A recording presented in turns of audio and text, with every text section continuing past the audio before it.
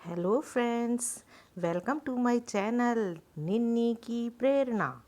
दोस्तों, आज हम पजनो पूनो का व्रत, कथा, पूजा विधि और उसका महत्व की चर्चा करते हैं। पजनो पूनो का व्रत इस वर्ष 6 अप्रैल 2020 को है। चैत्र शुक्ल पूर्णिमा को पजनो पूनो भी कहते हैं। इस पूर्णिमा को पजन कुमार का पूजन होता है। पूजन उसी घर में होता है जिसमें कोई लड़का होता है। यदि लड़का नहीं होता, लड़कियां ही होती हैं तो पूजा नहीं होती। किसी के यहाँ 5 मटकियाँ पूजती हैं, किसी के यहाँ 7।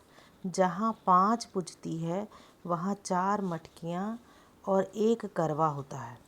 और इसी तरह जहाँ 7 मटकियाँ पूजती हैं वहाँ 1 करवा और 6 मटका होता है।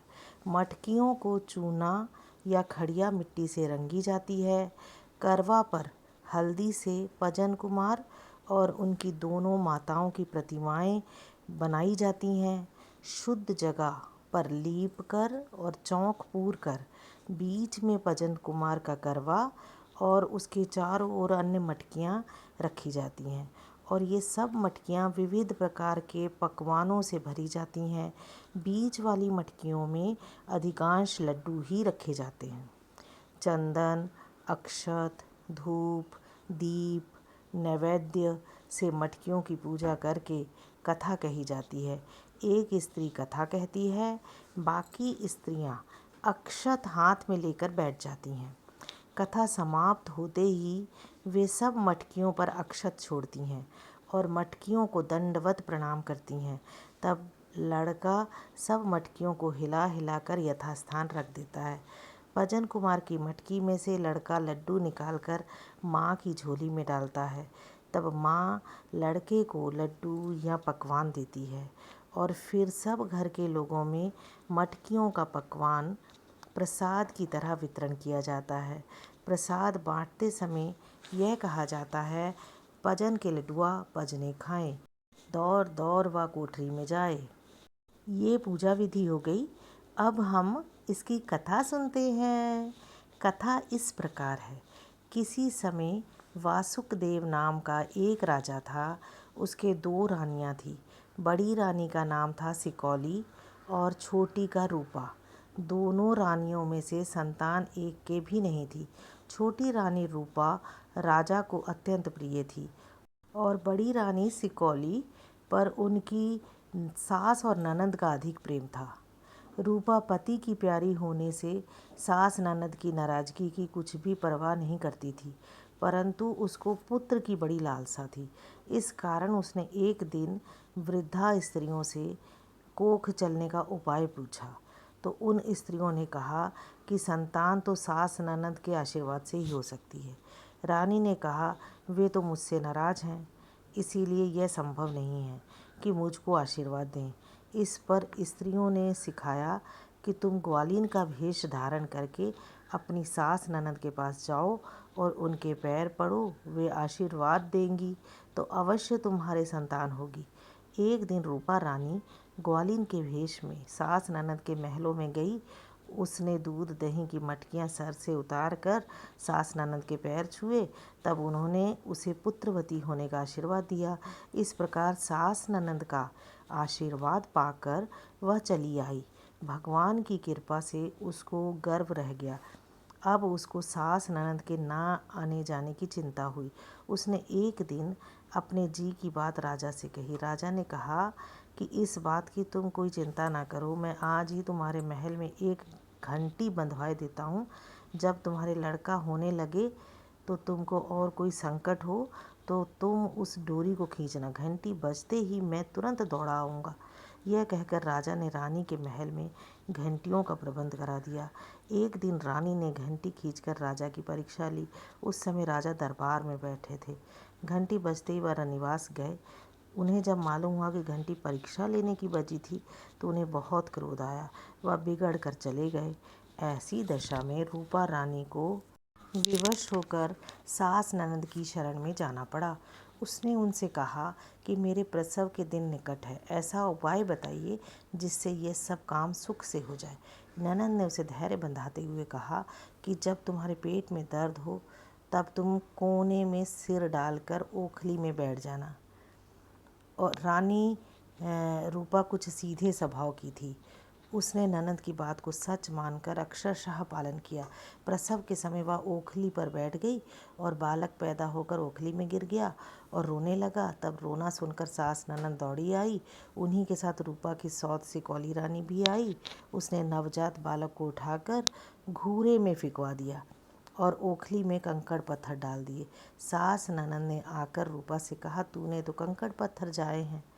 और जब राजा को यह समाचार मिला तब वह भी दौड़े आए और कंकड़ों पत्थरों को देखकर आश्चर्य में रह गए। वह माता या बहन से कुछ ना कह सके और ना पूछ सके, परंतु अपने मन में वो समझ गए यह एक असंभव सी बात है कि स्त्री के गर्भ से कंकड़ पत्थर पैदा हो सकते हैं। ऐसा सोच विचार कर राजा चुपचाप बाहर चले गए। जिस दिन रूपा रानी के गर्भ से लड़का जन्मा उस दिन चैत्र शुक्ल पूर्णिमा थी और जिस घूरे पर लड़का डाला गया था उसी घूरे पर एक कुम्हारिन कूड़ा डालने गई तो उसने देखा कि एक सुंदर बालक घूरे की राख में पड़ा खेल रहा है। वह उसे उठाकर अपने घर ले आई।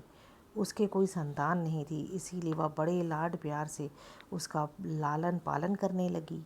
लड़का जब बड़ा हुआ तब कुम्हार ने उसके खेलने के लिए एक मिट्टी का घोड़ा बना दिया।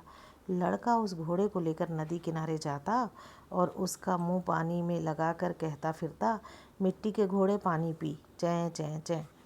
नदी के उस तट पर रनिवास की स्त्रियां नहाने आती थी। लड़के का चरित्र देखकर एक दिन एक स्त्री ने कहा, ओ कुम्हार के छोकरे, तू पागल है क्या? कहीं मिट्टी का घोड़ा पानी पीता है? तो लड़के ने उत्तर दिया, मैं पागल नहीं हूँ, दुनिया पागल है।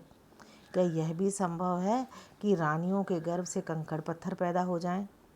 लड़के की बात सुनते ही स्त्रियों ने समझ लिया कि हो ना हो यह वही लड़का है। उन्होंने महल में जाकर रानी सिकौली को यह समाचार सुनाया कि तुम्हारी सौत का बालक अमुक कुम्हार के घर में है। रानी ने वहाँ भी उस बालक को मरवाने का निश्चय करके मन ठान लिया। वह कोप भवन में मलिन वस्त्र पहनकर लेट गई। जब राजा ने उसके पास जाकर इस प्रकार आप क्यों लेटी हैं इसका कारण पूछा तो उसने कहा कि जब तक अमुक कुम्हार का बालक जान से न मार डाला जाए तब तक मैं अन्न जल ग्रहण नहीं करूँगी। राजा ने पूछा, उसका ऐसा अपराध क्या है? रानी ने कहा, वह हमारी दासियों को चिढ़ाता है। राजा ने कहा, यह अपराध जीव हत्या के योग्य नहीं है। हाँ, यदि चाहो तो उसे गांव से या देश से निकाला जा सकता है। रानी राजी हो गई। राजा ने कुम्हार के बालक को गांव से बाहर निकलवा दिया। कुछ दिनों से कुम्हार का बालक और भी बड़ा हो गया। तब बालक अच्छे अच्छे कपड़े पहनकर राजा के दरबार में आने लगा। राजा समझता था कि वह किसी राज्य कर्मचारी का लड़का है और राज्य मंत्री समझते थे कि वह किसी राजा का सगा संबंधी राजकुमार है। इसी कारण उससे कोई कुछ नहीं पूछता था। वह नित्य दरबार में बैठकर राजकाज की सब बातें ध्यान में रखता था। राज दरबार के सभी लोग उसके आचरण से अत्यंत प्रसन्न थे। एक वर्ष राजा व सुखदेव के राज में बारिश नहीं हुई। तब पंडितों ने सलाह दी कि यदि ऐसा रथ चलाया जाए जिसमें राजा रानी कंधा देकर बैल की तरह चलें और चैत्र सुदी पूर्णिमा का उत्पन्न हुआ द्विजातीय बालक रथ को हाँके तो जल बरसेगा। उस समय अवसर पाकर राजकुमार ने कहा कि मैं पूर्णिमा को उत्पन्न हुआ हूँ, मैं रथ भी चला सकता हूँ। युवक की बातें सुनकर रथ चलाने की सब तैयारियां की जाने लगी। इस बीच राजकुमार ने अपनी माता के पास जाकर कहा कि जब तुमसे रथ के संबंध में कोई बात करने को कहा जाए तो तब तुम कहना कि पहले हमारी जेठानी करें, तब हम करेंगी। इस तरह हर काम में तुम उसी को आगे रखना। रूपा रानी राजी हो गई और जब रथ चलने का समय आया तब पजन कुमार की माँ रूपा रानी से कहा गया कि जगह लीपो। वह बोली कि पहले जेठानी लीपें, तब मैं लीपूंगी। राजा की आज्ञा से पहले सिकौली रानी ने लीपा, तब पीछे से रूपा ने भी लीप दिया। जब रथ में कंधा देने का समय आया तब भी रूपा रानी ने कह दिया कि पहले जेठानी कंधा दे तब मैं दूंगी। लाचार सिकौली रानी ने रथ में कंधा दिया।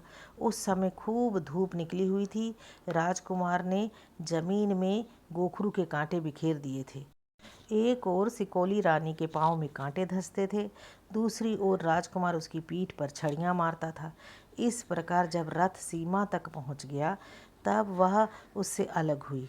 अब रूपा रानी की बारी आई। उसने ज्यों ही कंधा दिया त्यों ही आसमान में बादल घिर आए और मार्ग से गोखरू हट गए। इसीलिए रूपा रानी को कुछ भी कष्ट नहीं हुआ। रथ चलाने का काम पूरा होते ही जल बरसने लगा, यानी कि बारिश होने लगी। सबको बड़ी प्रसन्नता हुई। उसी समय राजकुमार पजन कुमार ने अपनी माता के पास जाकर उसके चरण छुए। तब सब ने जान लिया कि यही पजन कुमार है। राजा ने भी अपने पुत्र को पहचान कर उसे गले लगा लिया। बाहर सब मिल मिलाकर राजकुमार रनिवास में गया। उसने अपनी आजी दादी से कहा, दादी हम आए, क्या तुम्हारे मन भाए? इस पर बुढ़िया ने जवाब दिया, बेटा नाती पोती किसे बुरे लगते हैं। तो पजन कुमार ने कहा, तुमने मेरे मन की बात नहीं कही। तुम्हारी बात निरर्थक और अधूरी है।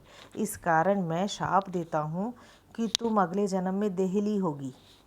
फिर वह फुआ के पास गया, यानी बुआ के पास गया और बोला, फुआरी फुआ हम आए, तुम्हारे मन भाए या नहीं भाए? बुआ ने कहा, भतीजे किसे बुरे लगते हैं? इस पर पजन कुमार ने कहा, तुमने भी मेरे मन की बात नहीं कही। तुमने ऊपर से सफाई दिखाई पर तुम्हारा दिल मेरी ओर से साफ नहीं है। इस कारण तुम पुताड़ी चौका लगाने का मिट्टी का बर्तन बन जाओगी। इसके बाद वह सौतेली माँ के पास गया और बोला, माता हम आए, क्या तुम्हारे मन भाए? तो उसने जवाब दिया, आयो सो अच्छे आए, जेठी के हो या लहुरी के, आखिर हो तो लड़के ही। तब राजकुमार ने कहा, तुमने भी मेरे मन की बात नहीं कही। तुमने दो रूखी बातें कही, इस कारण तुम घुंघची यानी कि गूंजा होगी, जो आधी काली आधी लाल होती है। अंत में राजकुमार अपनी माँ के पास गया और बोला, माता हम आए, तुम्हारे मन भाए कि ना भाए? तो उसने जवाब दिया, बेटा भले आए, हमने ना पाले न पोसे, न खिलाए न पिलाए, हम क्या जाने कैसे आए। उसी समय वह किशोर राजकुमार नवजात शिशु के रूप में होकर कहाँ कहाँ रुदन करने लगा। माँ उसको गोद में लेकर दूध पिलाने लगी। जब राजा को यह समाचार मिला तब उन्होंने शिशु को देखकर प्रसन्नता प्रकट की। आप से आप तोपें दगने लगी। सारे राज दरबार में आनंद और बधाई बजने लगी। कहते हैं पजनों पुनों की पूजा का प्रचलन इस लोक में उसी समय से हुआ है। जय श्री कृष्ण। हाँ दोस्तों, मेरी ये जानकारी आपको अच्छी लगी तो इसे लाइक करें, अपने दोस्तों में भी शेयर करें और मेरा चैनल अगर आप पहली बार देख रहे हैं तो सब्सक्राइब करना ना भूलिएगा। Thank you.